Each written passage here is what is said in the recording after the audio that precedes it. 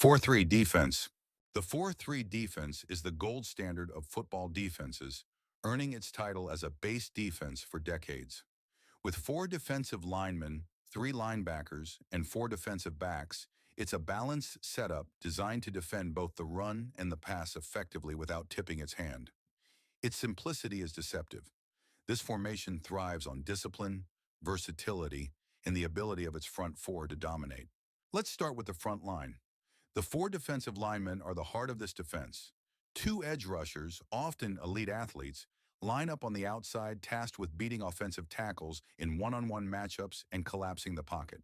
Inside, two defensive tackles anchor the run defense and create interior pressure.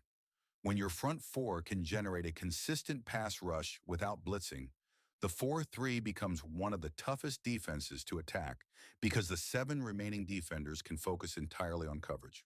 Behind them, three linebackers bring flexibility. The middle linebacker, often called the Mike, is the quarterback of the defense, reading the offense and adjusting alignments. The strong side linebacker, or Sam, lines up near the tight end and often takes on bigger blocking assignments.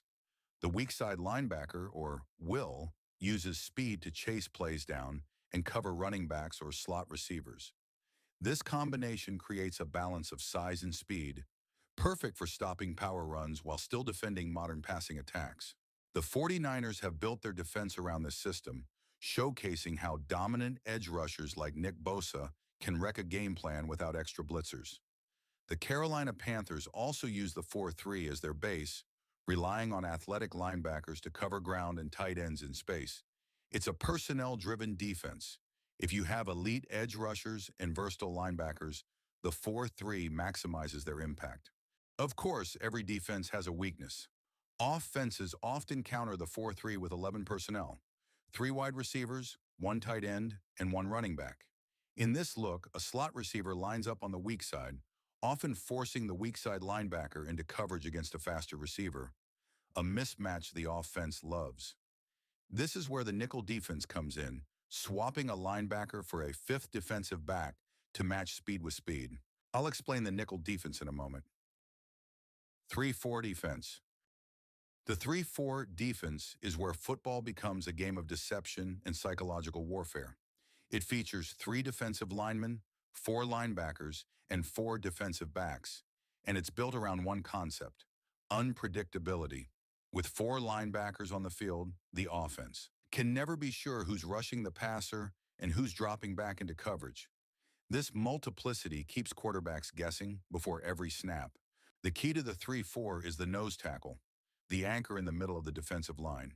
He lines up directly over the center, often drawing double teams to free up linebackers. The two defensive ends are typically larger players who can set the edge against the run while holding their ground against double teams. This creates a wall at the line of scrimmage, giving the four linebackers freedom to attack from all angles. The outside linebackers are the stars of this defense. They can line up wide to rush the passer like defensive ends, drop into coverage against tight ends or running backs, or blitz from unexpected spots. This flexibility makes it incredibly difficult for offensive linemen to identify where pressure is coming from.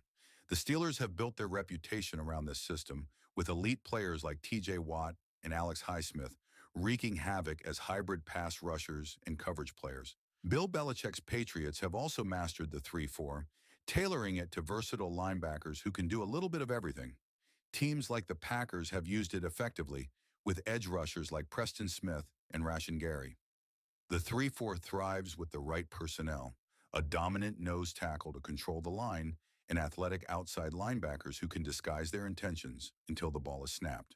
While the 3-4 is less common as a true base defense in today's NFL, its principles are everywhere.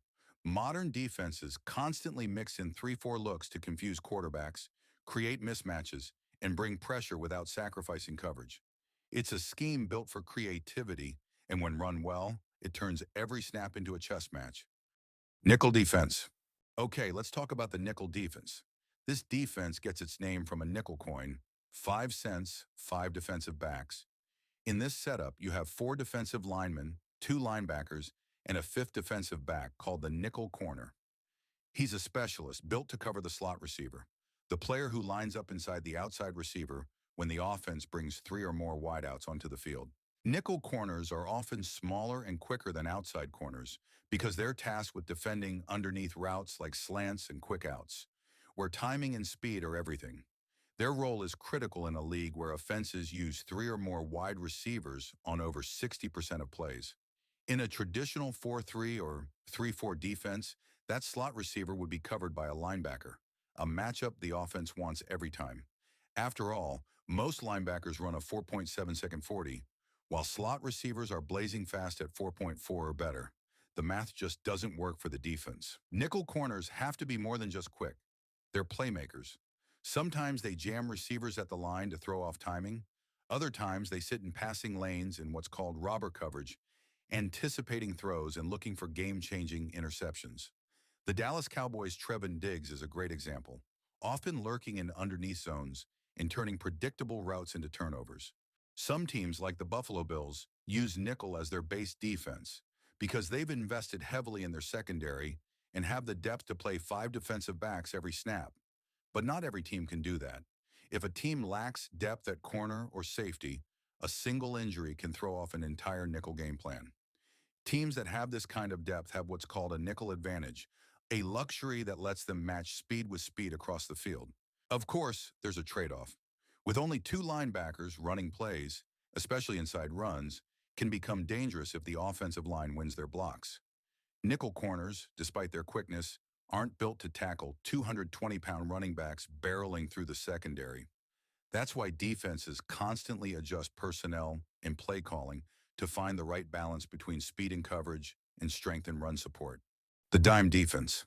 The dime defense takes the nickel concept one step further. It features four defensive linemen, one linebacker, and six defensive backs. That's why it's called dime. Two nickels add up to a dime. The sixth defensive back is often an extra safety, giving the defense maximum coverage against passing plays. This formation is all about obvious passing situations, third and long 2-minute drills, or when the offense brings four or more receivers onto the field. By adding more speed and coverage ability, defenses can blanket every route. You're essentially saying, we know you're throwing, and we're going to cover everyone. Dime coverage often uses cover 2 or cover 3 shells to prevent deep completions. With 2 or 3 safeties deep, defenses can protect against explosive plays while the rest of the defensive backs handle underneath routes. The single linebacker's job is usually to cover the running back or tight end on short passes. He's rarely blitzing because every defender is needed in coverage. The trade-off is in the box. With just one linebacker and four linemen, running plays can break big if the offensive line wins their matchups.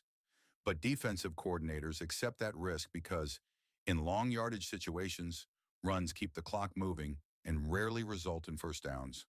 The dime is all about making sure the offense doesn't get an easy big play through the air. Teams with elite defensive lines use the dime to its fullest potential. The secret to this formation's success is having a defensive front that can win without blitzing, allowing 7 defenders to drop into coverage. The 6-2. The 6-2 defense is run defense at its most extreme. It features 6 defensive linemen, 2 linebackers, and 3 defensive backs, usually 2 corners and a safety. This formation is designed for one purpose: stopping the run in short yardage situations where every inch matters. With 6 linemen stacked across the line of scrimmage, every gap between offensive linemen is accounted for. The A gaps between the center and guards, B gaps between guards and tackles, and C gaps outside the tackles are all covered. If those defensive linemen win their matchups, there's simply nowhere for the running back to go. The 6-2 puts overwhelming numbers at the point of attack, forcing offenses to fight through a wall of defenders. But this formation comes at a price. With only 3 defensive backs, the defense is extremely vulnerable to the pass. Corners are often left one-on-one without safety help, meaning a quick slant or a deep post route could easily turn into a huge gain. Offenses know this, which is why the 6-2 is rarely used outside of goal line or short yardage situations. At its core, the 6-2 is a throwback to old school football, when teams ran the ball relentlessly and defenses responded with raw power. Today, it's more of a situational weapon than a base defense, but when used in the right spot, it can completely shut down an opponent's ground game and swing momentum in a single play. The 5-3. The 5-3 defense is a balanced run-stopping formation that uses 5 defensive linemen, 3 linebackers, and 3 defensive backs. It's a step down from the 6-2 in terms of sheer numbers on the line, but that extra linebacker gives this formation much more versatility, especially against modern offenses that mix play action with power runs. 5 linemen still create a powerful wall at the line of scrimmage, clogging gaps and forcing running backs to work hard for every yard.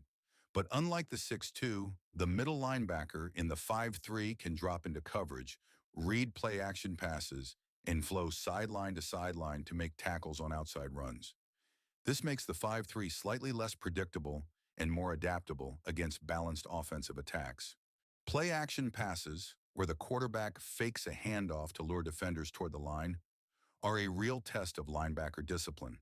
The extra linebacker in this formation helps neutralize these plays because he's trained to read his keys and cover the short zones or tight ends, reducing the damage from quick passes off play action fakes. That said, the 5-3 does come with weaknesses. With only 3 defensive backs, this formation struggles if the offense spreads the field with 4 or 5 wide receivers. In these situations, linebackers are often forced to cover receivers they can't match in speed or agility, a mismatch any good quarterback will exploit. Still, the 5-3 shines when teams need to prioritize run defense without completely sacrificing pass coverage. The 4-4. The 4-4 defense features 4 defensive linemen, 4 linebackers, and 3 defensive backs, creating an 8-man front that's built to dominate the line of scrimmage. With 8 defenders close to the line, this formation is designed to take away every running lane and force offenses to beat you through the air. The linebackers spread wide across the formation, giving them control over the edges, the space outside the offensive tackles. This makes it extremely effective against sweep plays and option-style offenses where quarterbacks try to scramble or pitch the ball outside. By aligning 4 linebackers, defenses can set hard edges and chase plays sideline to sideline, shutting down speed on the perimeter. One of the biggest advantages of the 4-4 is its effectiveness against run-pass option, RPO plays. In most defensive formations, there are only 7 defenders in the box, which leaves at least one gap uncovered or a read option unaccounted for. The 4-4 solves this by putting 8 defenders near the line of scrimmage. With disciplined linebackers filling every gap and covering the edges, there's literally nowhere for the quarterback or running back to go. But there's a trade-off. With only 3 defensive backs, this formation struggles against teams that spread the field with 4 or 5 receivers. Offenses with speed on the outside can exploit mismatches against linebackers, so coordinators need to use the 4-4 carefully, typically against run-heavy offenses or in obvious rushing downs. This formation works best when you have fast, athletic outside linebackers who can crash down on runs but also cover ground in space. The 46. The 46 defense, also called the 46 Bear, is one of the most aggressive defensive schemes ever created.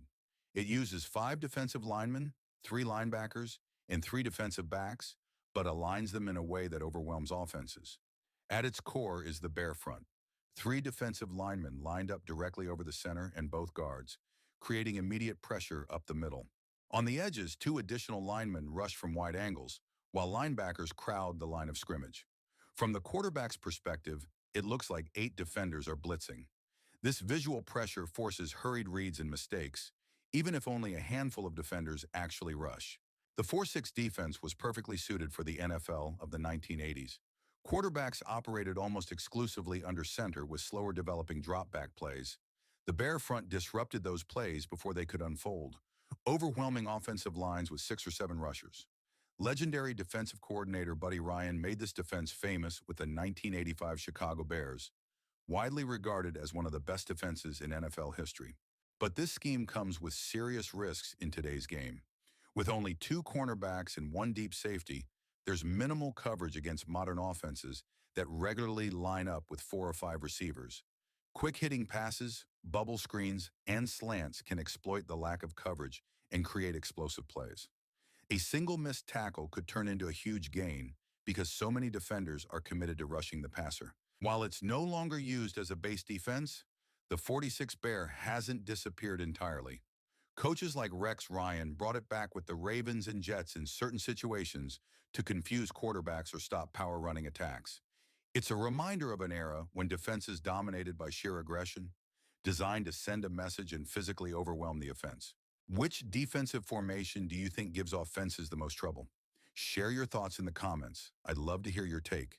If you enjoyed this breakdown, tap that like button and subscribe for more deep dives into football strategy, formations, and play design.